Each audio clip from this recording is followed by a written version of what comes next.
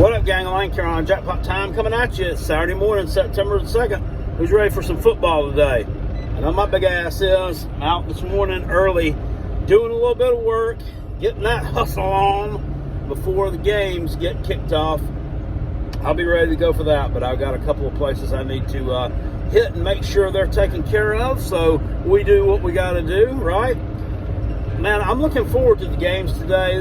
There's not a ton of great matchups today, honestly, but I mean, it's college football. They're all good matchups, especially early in the season when we're really looking forward to it. In fact, the Gamecocks game against UNC may be like the most evenly matched game on the docket, on paper anyway. On paper, okay, all right. You know, when we get blown out 49-21, they'll be coming back to you. You're evenly matched, Jackpot. I'm just kidding. I don't think that's going to happen. I want to comment on some of the stuff that I've seen the past couple of days. First of all, Thursday night's games, and this is where I'm really going to kind of get into it a little bit. Minnesota and Nebraska. I think we tried to tell them the Marcus Satterfield offense is terrible, and Matt Rule. I mean, to be this taking on now, this is his third college rebuilding job. And this, honestly, this should be the easiest rebuild. Because Nebraska has been close in a lot of games. A lot of the games in Scott Frost's tenure, they lost by a touchdown, 3 points, 4 points. They were close in a lot of those games. They haven't made a bowl since, 2015 or 2014 or something. But they've almost been there. And this job should not be that difficult, man. They can't move the ball. And you're not going to move the ball with Marcus. You've got a good quarterback, I think, and Jeff Sims from Georgia Tech, but he was making some mistakes the other night. And you're not going to move the ball with Satterfield. I mean, you might as well just take over the play calls yourself. Go get up in the booth, Matt Rule. Put on a headset, and you call the plays and make his goofy ass stand there on the sideline. Their fans were already saying on the message boards on Thursday night, they were already fucking pissed. Already pissed. Putting stuff up like, send this idiot back to Scar. No, he's your idiot now. So y'all the ones who hired him. And Matt Rule's supposed to be a smart guy and a smart coach. Just absolutely makes no sense whatsoever. And then this is the one in Florida and Utah. Boy, you hate to see it, don't you? 24-11, Florida loses. Should have been a lot worse. Could have been a lot worse. Utah was playing with the third-string quarterback. Now, to their credit, I think Kyle Whittingham had that guy ready to go. But he still wasn't. He wasn't what Cam Rising is. He's not the dynamic. And Cam Rising's not a dynamic. I don't say he's an elite quarterback, but he's really good. And he would have made more of a difference in that ball game. They would have scored more points. They would have been more efficient had he been quarterbacking the team. But they did what they had to do to win the game, and that's really all that matters. And honestly, this is just me. This guy's been on the sheet. He's had an ACL. What's that? Eight months ago, he tore his ACL in the Rose Bowl against Penn State. 8 months.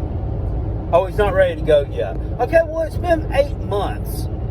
His ACL has been torn so long that he almost, at this point, could have conceived himself a baby and given birth to it. That's how long ago it's been. And I'm not saying that to say he's a wuss, but there's not a lot of difference between this week and next week when we get to 8 months ago. You feel what I'm saying? So I think Kyle Whittingham probably just held him out of that game on purpose. Because I think he knew he didn't need him to beat Florida. He needs to save him. He needs to preserve him, make sure he doesn't get injured again, make sure he's really, really ready, even though I think he could have played, for more important fish that they need to fry down the road, like the USCs of the world, like the UCLAs of the world. Florida's not that. And the fact that this line was so short is just ridiculous. It makes no sense to me. I don't understand how it was.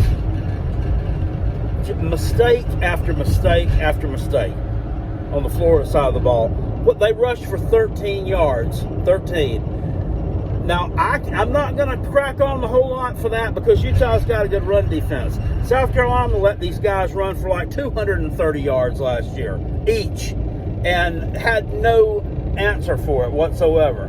But South Carolina didn't have a good run defense. Hopefully that's been shored up because if not, you're going to see an angry man this evening. The false start penalties, and then the wearing the same jersey number that's a foul I've seen called a good many times in games. But when you're already doing stupid stuff, when you already have your back against the wall, when the nation outside of Gainesville, Florida is already all making fun of you, when Sunbelt Billy is doing dumb stuff already, that mistake is magnified times 50. If it had been anybody else, people would have said, if it had been freaking Josh Heupel or, somebody that everybody's in love with, it would have been like, well, that's unfortunate. That's just a little bit of bad communication there, but they'll get past it. With Sunbelt Billy, it happens to him. Fire Sunbelt Billy, he had two players with the same jersey on the same field at the same time, the same number. You see what I mean? It just, if you're screwing up, people are they're there to bury you, man. They're there to bury you. And I just wanted to filibuster on something real quick, too. You all know, I've said it many times on this channel, that I watch and have been a long-time fan. I've been rocking it the long way since he started the podcast back in 2019 of the Zach Smith Menace to Sports podcast. It does every day at noon. And I enjoy the takes that he has. I think it's funny. And he's got a lot of knowledge there, but he really pissed me off. Really pissed me off on that show he did Thursday, talking shit about Spencer Rattler. And he just, sometimes he's guilty, and a lot of these sports media people are guilty of it too. A lot of YouTubers and podcasters, they're guilty of just, whatever the flavor of the day is.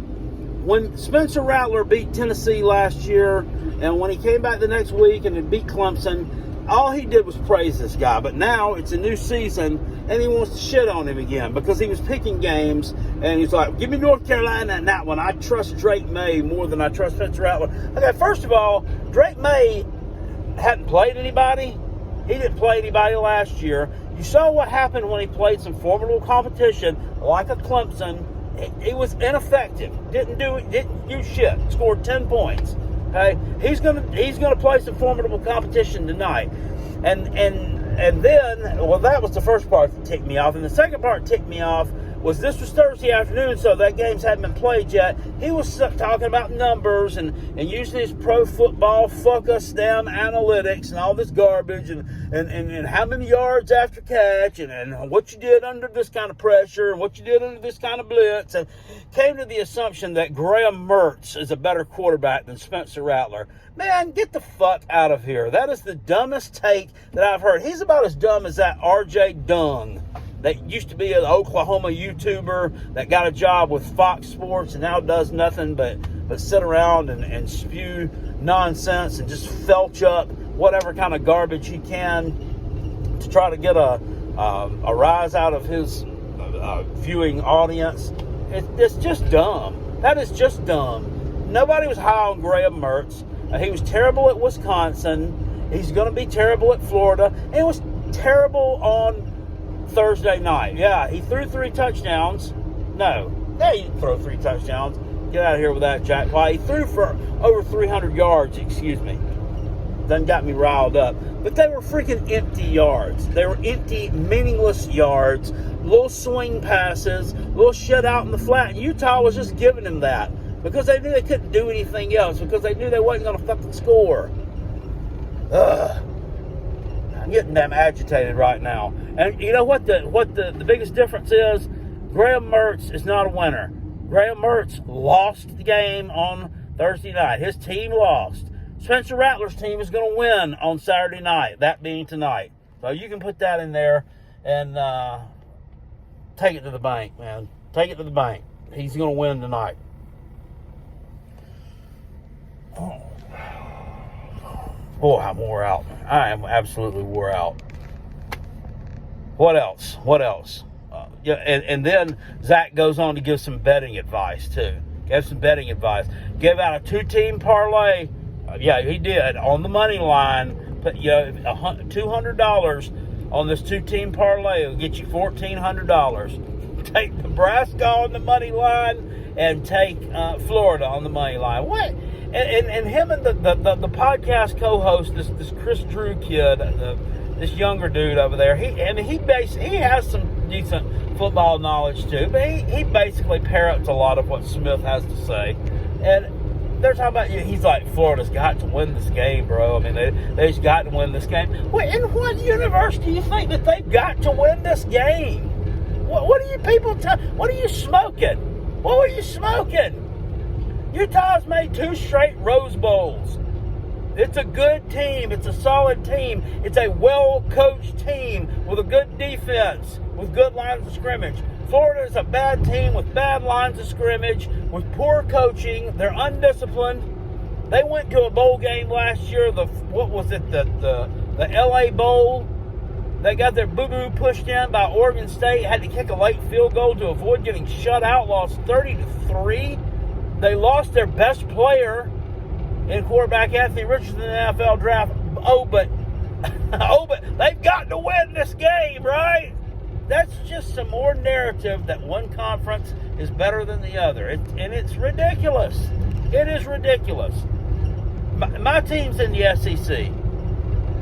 But I'm not going to think that South Carolina would go on the road and beat Utah. Wouldn't happen. We'd lose. I'm not going to say South Carolina would go on the road and beat insert team here. Somebody that I'm thinking about that's good. That South Carolina would go on the road and beat Kansas State. That's because they're in the Big 12. Wouldn't happen. We'd lose. We're not there yet. So quit being dumb. You got about 4 teams at the top of the SEC that are a meat grinder each and every week, and they would probably chew up and spit out most teams across the country. But that's it. The rest of us are not involved in that mix. Not right now. We're striving to become involved in that mix, but we're not in that mix right now. So quit acting like they are. And Florida's one of those teams. They're a shitter, man. Just absolutely terrible. And I'm not going to crack them too hard because our team's got to go out there and beat them. Our performance last year against them is why Marcus Satterfield no longer called plays for South Carolina.